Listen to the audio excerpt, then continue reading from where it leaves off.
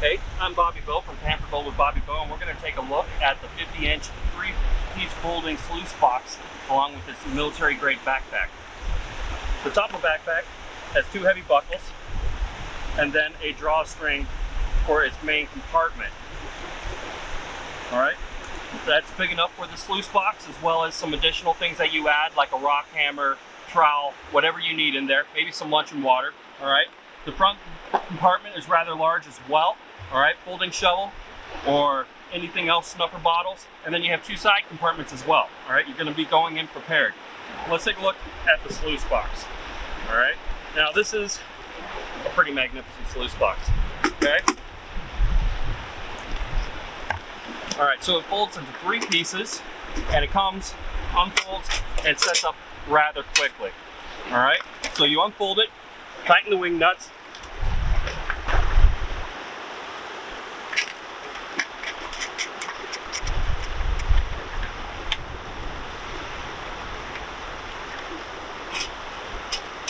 and then you add on the feeder hoppers.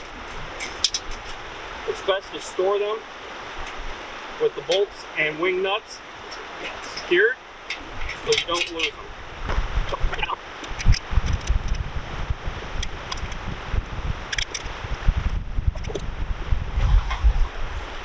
Alright, let's talk about this sluice box.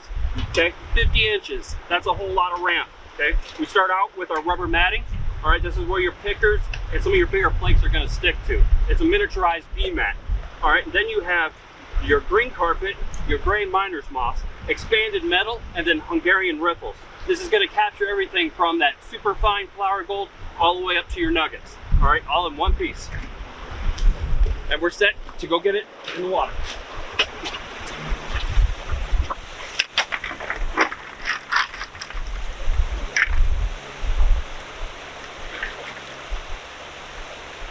Now we're ready to tune it and get to sluicing. Alright, so once you get the 50-inch folding sluice box put together, we're going to go ahead and get it set up for action. Alright, so what we want is the right amount of volume moving through the sluice box. If it's too high, the material will shoot out over the riffles and not have a lot of action, and will just float out. If the water's too low, then the material is not going to get an exchange or flow through the sluice box properly, and your sluice box will pack with everything but gold. And anything you load through gold afterwards is just going to shoot out the end. So the right amount of volume. Alright, and the way we do that is by watching these ripples, these rooster tails here, as they fly over the top. That's the action that we're looking for. Now, to get the right amount of water pressure and GPH going through the sluice box, we've built little feeder dams here to get our water current level up on the sluice box. Alright, now the sluice box is set with the hopper. Alright, its first stage here is the rubber mat. This is its first chance to catch the gold. Alright, so your picker should stick here.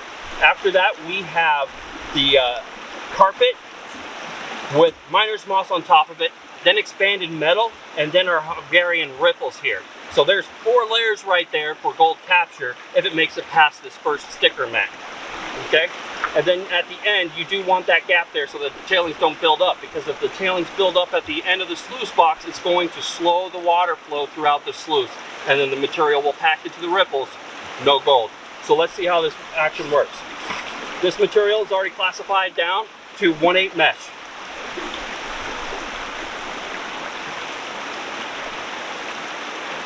The reason we classify down before putting material in a sluice box is so that there's not a lot of rocks that move throughout this. And if you have rocks in there, you're going to get your fingers in there and pick them out, which is going to create different water pressures and start flushing out gold.